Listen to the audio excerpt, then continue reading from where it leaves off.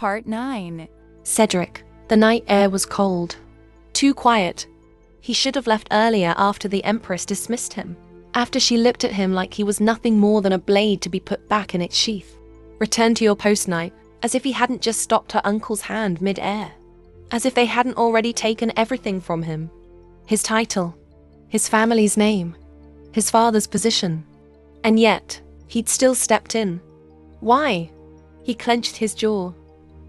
Boots echoing against the stone path. I don't care about the royal family, he told himself. I don't care about her, so why had his body moved before his mind could stop it? Because of her. That maid. He muttered under his breath. He could have stayed silent. Could have let the Duke do whatever he wanted. It wasn't his problem. But then she'd stepped forward. Like she didn't know fear. Like she thought she could stop it. Does she have a death wish? He'd thought then. Or was she planning to get herself killed? He let out a dry laugh. She's ridiculous. And yet, he placed himself between them without hesitation. Why? He stopped walking. Why do I care? All he needed from her was cooperation. That was it. He needed her on his side. Needed her close to the Empress. Needed her eyes and ears inside the palace. To take back what belonged to him. To make the Empress and her uncle pay for everything they'd done to his family. That was the plan. So why did it bother him? The way she avoided him? Not just avoiding. Running, like she knew him. Like she feared him. Or worse, like she hated him. It's not because of the thief, he muttered. That excuse didn't fit. He smirked to himself. Everyone likes me. This was new. Interesting. He laughed softly. Guess I'll have to try harder. If she wouldn't come to him, then he'd give her a reason to stop running. A reason she couldn't ignore. Just then, a familiar voice cut through his thoughts. Captain, his expression shifted instantly. Oh, he said, turning, a lazy smile sliding into place. Rico, one of his subordinates, stepped closer. The others are heading out. Drinks. You coming or not? For a brief moment, the image of her crossed his mind again. Those eyes. That fear she tried so hard to hide. Then he smiled. Yeah, he said lightly. Why not? He turned and followed them into the night. But deep down, he already knew. This wasn't over. Not with her. Liz, the next day arrived. And with it change. Real change. Liz woke up in her old room, staring. My room. She smiled. Not the cramped maid quarters. Not the shared sleeping hall. Her room. Her post had been restored. Personal assistant to the Empress. Only her. She swallowed. She's being nice to me now. The thought felt dangerous. Nice? Because we shared secrets. Because she almost strangled me. Friend? Liz flinched internally. No. Don't be stupid, Liz. She's still the villainess. That thought lasted exactly 5 minutes. Because when she got to Empress chamber, she dumped an armful of documents on her desk without blinking. Liz stared at the mountain of paperwork. Yeah. Still the villainess. At least, the Empress had assigned guards to her. Temporary protection. The first day was awkward. Everywhere Liz went, armored boots followed. She hated it. But she was with the Empress 90% of the time, she thought. So she didn't really care, and better guarded than taken away again. Still, she made a decision quickly. But she really didn't want to drawing attention. No gossip. If the maids find out I have personal guards, that'll just make things worse. She kept her head down and worked. One thing had changed, though. Kate was gone. Fired. Liz's pen paused mid-sentence. Well, it wasn't easy. She knew that much. Kate had never made a single mistake. She'd served the Empress for years. But somehow, we found a way to get rid of her. Good, Liz thought, though uneasily. But that doesn't mean the danger's gone. They still don't know how many people are working for him. She exhaled slowly and kept writing. Her thoughts drifted. Dad. Brother. I need to see them soon. I'll beg the Empress if I have to. That was when, thinking while working, Liz froze. Her hand stopped moving. Her heart stopped beating. Slowly, very slowly, she lifted her head. Golden eyes. Red hair. Night uniform. No, not him. What oh? She straightened instantly, forcing her expression into something professional. I mean, good day, Sir Knight, she said quickly. How can I help you? Surprisingly, her voice didn't shake. He smiled. Not the polite kind. The court you kind. Then, without asking, he pulled out the chair and sat across from her. Just like that. Casual. Comfortable. Like he belonged there. Liz's stomach sank. Why is he here? Why is he sitting? Why does he look so amused? She tightened her grip on her pen. Breathe, Liz, breathe. This was fine. Totally fine. Easy, she thought. Right? Nothing, he said easily. I'm just here to do my duty. Liz blinked. Duty? Yes. He smiled, far too relaxed. I'm here to protect you. Her heart dropped straight into her stomach. This can't be happening. Protect me? She repeated slowly. I didn't know you were assigned to me. Did the Empress send you? He chuckled, reaching over as if he owned the place and casually picking a cookie from the plate beside her documents. Something like that. Liz stared. No. That made no sense. I already have 2 guards. The Empress never mentioned him. And this protection thing was supposed to be discreet. Most importantly, doesn't he hate the royal family? This wasn't in the novel. Then again, neither was I guess. She shook her head slightly and forced a polite smile. Well, thank you, she said carefully. But as you can see, I'm just a personal attendant. I don't need protection. She gestured to the paperwork and picked up her pen. Well, since that's cleared up, I'll go back to work now. Sure, he said pleasantly. He didn't move. He just sat there, smiling, watching her. Her pen hovered mid-air. She cleared her throat. I mean, you can leave now. I have quite a lot to do. He leaned closer, lowering his voice just enough to feel invasive. Are you chasing away a knight on duty? He asked softly. Or defying a royal order? Her spine stiffened. Of course not, Liz said quickly. I just don't need security. But you already have knights following you everywhere. She froze. What? He smiled wider. I know. We're keeping it quiet. Her body went cold. So don't worry, he continued lightly. Just keep working. I'll do my job. Liz swallowed hard. He's not leaving. 2 guards were already too much. Now 3. And the third one, the male lead, the future man who burns the empire to the ground. Enemy already. She forced a smile so stiff it almost hurt. All right, Sir Knight. It's Cedric, he corrected gently. I told you. Just Cedric. She nodded quickly. Okay, Cedric. She bent back over her documents, pretending to focus. Whatever, she thought. I'll make him leave later. I'll ask the Empress myself. Her pen scratched across the paper. Then she paused. How did you get in? She asked without looking up. I didn't hear the door open. He laughed softly. Guess you were too immersed in your thoughts. Liz narrowed her eyes slightly. Immersed? She didn't reply. She just kept writing, but her shoulders stayed tense, and her heart refused to slow down. She tried to focus. She really did, but Cedric kept talking. So, he said casually, leaning against the desk, where are you from? Liz didn't look up. Somewhere. Oh, what about your parents? Alive. Siblings? She paused, pen pressing too hard into the paper. One brother, he hummed, clearly entertained. Can you not? She finally said, exhaling. I can't concentrate if you keep asking questions.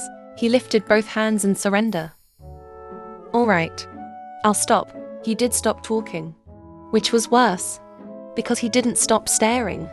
Liz could feel it, his gaze steady, unreadable, like he was studying her rather than watching her. This is so annoying. Why was he looking at her like that? She shifted in her seat, cleared her throat, pretended not to notice. It didn't help. She tried to escape. The library? He followed. An errand to the archives. He was already there, even when she went to fetch documents from another hall where he was, walking a step behind her like it was the most natural thing in the world. And the worst part, everyone loved him. Knights from the 1st Imperial Division saluted him the moment they saw him. "Captain," they greeted respectfully. He smiled at them. Maids openly stared, whispering behind their hands, offering him tea, sweets, even flowers. He accepted everything with an easy smile. A charming one. Liz scoffed internally. Seriously? If only they knew. Okay, yes, he was handsome. But did they really have to make it this obvious? She turned a corner, and suddenly he wasn't there. She slowed, glancing behind her. Gone. For the first time all day, she felt her shoulders loosen. Did he finally leave? She didn't waste the opportunity. Liz slipped into the Empress's chambers. Documents clutched to her chest. "Good day, Your Majesty," she said, bowing. "Everything is done." The Empress nodded. "Leave us." The maid withdrew quietly.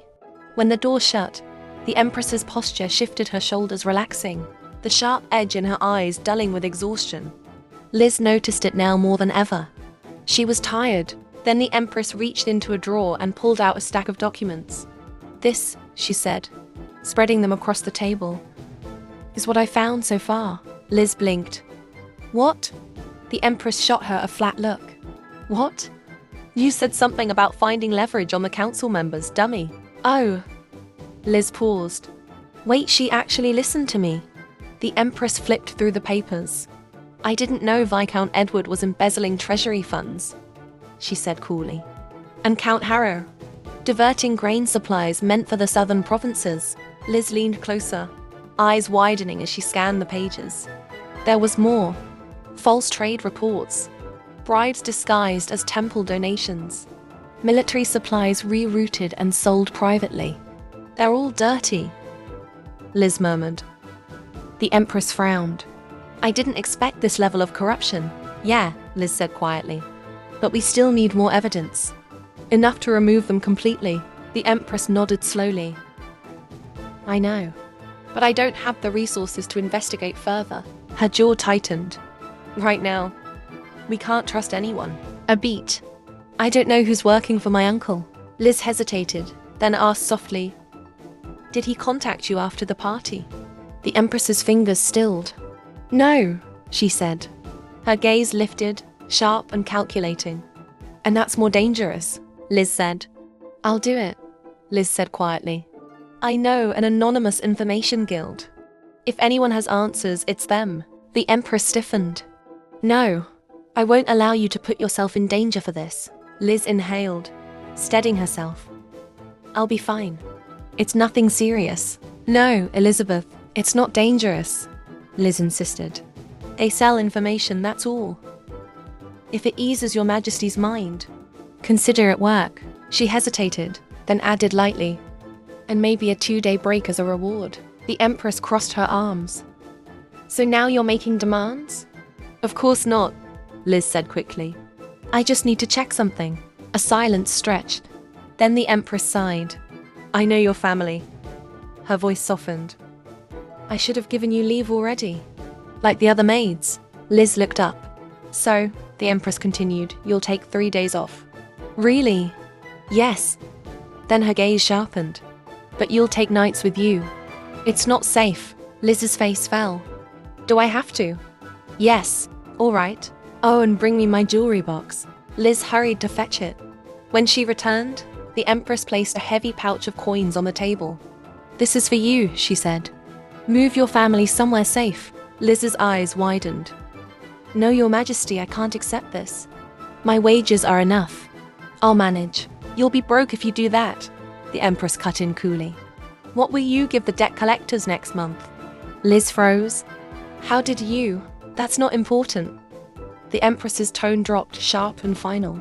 "Take it." Liz shook her head. "I can't." "Do you want to be fired, Elizabeth?" The Empress snapped. Liz swallowed hard. "Of course not." She took the money with trembling hands. "Thank you, Your Majesty. I'm indebted to you." She bowed, tears slipping free. "Thank you. You're too kind." The Empress flushed and turned away. "It's just money. Nothing more." She waved a hand stiffly. "Just take it.